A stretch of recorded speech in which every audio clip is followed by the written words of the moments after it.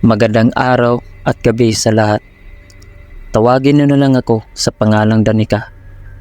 Narito ako upang ibahagi sa inyo ang aking karanasan na naganap sa Cagayan de Oro, Mindanao noong 1971. Nasa 15 taong gulang ako na mangyari ito.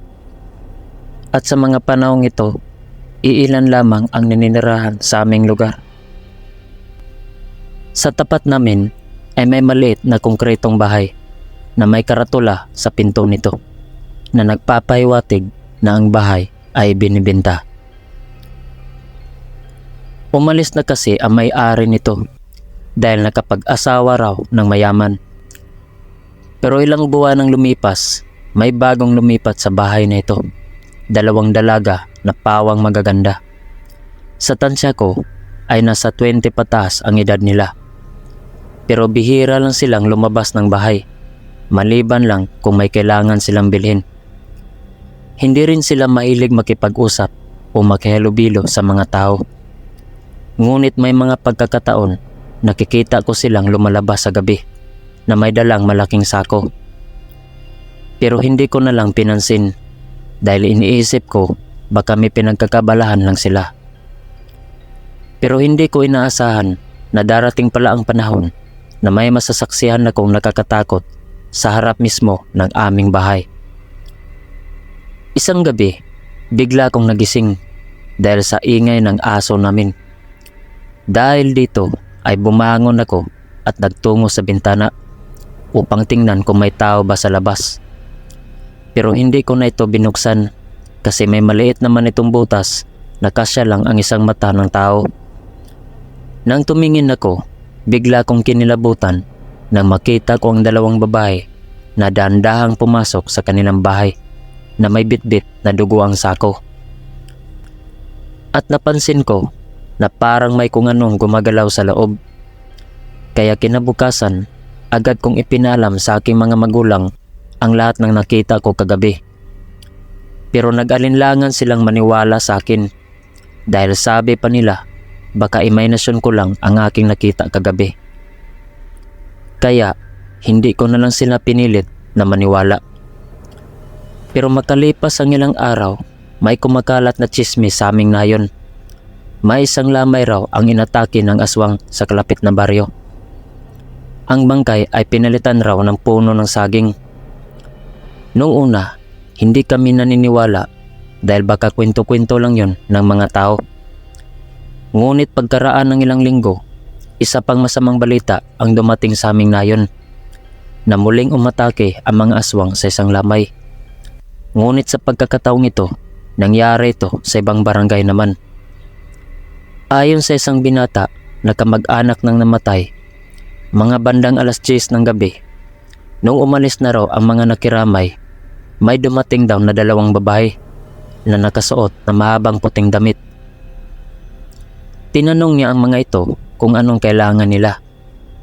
Sumagot naman ang 2 na nandito sila para makiramay dahil kakilala nila ang namatay. Kaya pinapasok niya ang mga ito at pinaupo sa sala. Tutuloy sana siya sa kwarto upang gisingin ang kanyang kapatid. Ngunit bigla siyang napahinto sa kanyang mga akbang nung tinawag siya ng mga ito. Nagtanong sila kung maaari ba ning ipagtimpla sila ng kape dahil nilalamig daw sila. Agad naman siyang pumunta sa kusina para magtimpla ng kape. Ngunit pagbalik niya sa sala, nagtataka siya na makita niya nakabukas na ang kabaong at wala na din yung 2. Nang tumingin siya sa patay ay bigla siyang nagimbal at nanlaki ang kanyang mga mata dahil nawawala ang isang braso at binti nito. Kaya naman, agad nang isinara ang mga bintana at pinto. Kinabukasan ay nagpasya silang magkapatid na ipalibing na lang ito dahil sa takot na balikan muli ito ng nilalang. Dahil dito ay nagdududa na kami ng tatay ko at nag-alala na baka aswang nga ang bagong nakatira sa tapat ng aming bahay. Dahil ito ang unang pagkakataon na nangyari ang ganitong bagay sa Karatignayon. Sa isip namin, marahil sinadya nilang doon mambiktima sa ibang nayon para hindi mabunyag ang kanilang tunay na pagkatao dito sa aming nayon. Isang umaga, habang kumakain kami ng almusal, may dumating na bisita sa bahay namin na asawa ng kaibigan ng tatay ko at nagdala na malungkot na balita. Namatay na raw ang asawa niya at niyaya kami sa bahay nila mamayang gabi. Nung sumapit na ang dilim, ay naglakad kami papunta sa dulong bahagi ng aming nayon. Ayon sa tatay ko, nabanggit niya na medyo malayo ang bahay ng kanang kaibigan. Sa tansya niya ay halos 1 kilometro ang layo. Habang kami ay nagkwentuhan, napansin namin na parang may sumusunod sa amin. Nang lingunin namin, may nakita kaming 2 babae na nakasuot ng mahabang damit. Pero sa kabila ng liwanag ng buwan, hindi pa rin namin maaninag ang kanilang mga mukha dahil medyo malayo ang pagitan namin. Ilang minuto ang lumipas, napansin namin na nakasunod pa rin sila sa amin. Pero nang malapit na kami sa aming destinasyon, ay lumihis na sila ng daan. Pagdating namin, umupo kami agad ng nanay ko para magpahinga dahil pagod kami sa paglalakad. Samantalang aking ama ay naglalaro ng baraha kasama ang 2 babae na may edad na.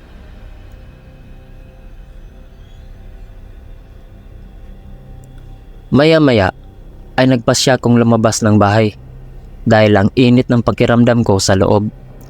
Marami kasing panauhin, ang ilan ay nagmula pa sa iba't ibang nayon. Habang nagpapahangin ako sa labas, may isang lalaking lumapit sa akin.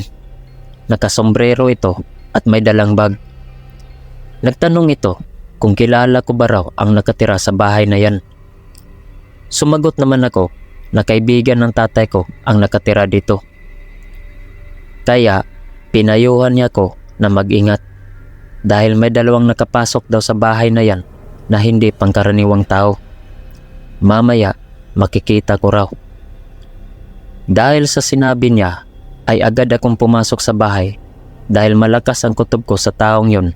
Parang may binabalak siyang hindi ka nais-nais. Pero nagulat ako nang pumasok din ito at sumali sa laro ng baraha kung saan naglalaro din ang aking ama. Sa aking obserbasyon, parang hindi siya mapakali at lagi siyang nakatingin sa 2 babaeng kalaro niya na para bang gusto niyang saktan ang mga ito. Pero hindi lang niya magawa dahil maraming tao ang nakapaligid sa kanya. Sa isip ko, marahil ito ang tinutukoy niya. Maya-maya, napansin kong biglang tumayo yung 2 babae at pumunta sa banyo na katabi lang ng kusina. Ang tila hindi pangkaraniwan ay sabay silang pumasok na parang gagawa sila ng milagro sa loob. Sa hindi inaasahan, nakaramdam ako ng uhaw, kaya tumuloy ako sa kusina para uminom ng tubig. Pagkatapos kong uminom, ay biglang bumukas ang pinto ng banyo. Pagtingin ko, nagulat ako dahil kilala ko ang 2 ito. Hindi ako maaaring magkamali. Ito yung 2 kapitbahay namin. Pero sa pagkakataong ito, ay iba na ang kanilang kinikilos. Napansin ko rin na medyo namumula ang kanilang mga mata. Kaya nakaramdam ako ng kilabot at panlalamig. Dahil simula kanina, hindi ko sila nakitang pumasok sa bahay nito. Dito ko napagtanto na hindi talaga sila ordinaryong tao. Dahil ibang babae ang nakita kong pumasok sa banyong ito. Naniniwala ako na ang 2 babae kanina at pati itong 2 kapitbahay namin ay iisa. Kaya naman nanatili ang tingin ko sa kanila hanggang sa sila ay lumapit sa kabaong. Habang nakatingin sila sa patay, napansin kong tumutulo ang kanilang laway na para bang gusto nilang tikman ang patay. Noong ibaling ko ang aking tingin sa aking ama, nakita ko na nag-iisa na lang siyang nakaupo doon. Lalapitan ko sana siya para ipaalam sa kanya na nandito ang 2 nating kapitbahay. Pero bigla kong napako sa kinatatayuan ko dahil pumasok yung lalaki na nakasombrero at lumapit din ito sa kabaong. Ngunit nabigla ang lahat nang bumunot ito ng matalim na itak sa kanyang bag at walang awa ng pinagtataga ang dalawa. Dahil dito, nagtakbuhan ng mga tao palabas ng bahay at naging sanhi ito ng paghinto ng kanilang aktibidad. Habang ako naman at ang ibang panauhin ay hindi nakagalaw sa aming kinatatayuan. Di nagtagal ay bigla silang nagpalit ng anyo. Ang kanilang mga muka ay naging kulubot na parang tumatanda at ang kanilang mga kamay ay naging mabalaybo at may kasamang matutulis na mga kuko. Pero sa kabila ng matinding pinsalang natamo ng mga aswang ay nagawa pa rin nilang makatakbo palabas ng bahay. Kaya lumabas din yung lalaki at tinabol niya ang mga ito. Ilang segundo lang ay may narinig kaming sigaw sa labas na parang nasasaktan. Pero hindi nagtagal ay pahinang-pahina ito hanggang sa mawala. Maya-maya, may isang panawin ang nagsabi na baka may agimat o anting-anting yung nakasombrero dahil bakit alam niya na aswang yung dalawang babae. Kinaumagahan, nabalitaan namin may dalawang bangkay raw ang natagpuan sa Karatignayon. Ayon sa salaysay na nakasaksi, mga bandang 6:00 raw ng umaga, habang siya ay naglalako ng isda, nakaamoy raw siya ng malangsa na parang may nabubulok na karne. Kaya napahinto siya sa kanyang mga akbang at nagpalingalinga sa paligid hanggang sa makakita siya ng maraming langaw na dumapo sa damuhan. Paglapit niya doon, nagulat siya nang makita ang walang buhay na katawan ng dalawang matandang babae na may maraming sugat sa katawan. Kaya agad nang ipinalam sa mga kabahayan ang tungkol sa dalawang bangkay na kanyang natagpuan sa madamong lugar. Lumipas ang ilang araw, linggo at buwan ay wala na kaming narinig na balita tungkol sa anumang mahiwagang pangyayari na nangyayari sa Karatignayon at iba pang barangay. Nagdulot ito ng maraming haka-haka na ang dalawang matandang natagpuan sa damuhan ay maaaring ang mga aswang na kumakain ng bangkay. At dito namin napagtanto na matanda na pala ang nakatira sa aming tapat. Nagbabalat kayo lang pala ang mga ito bilang mga dalaga.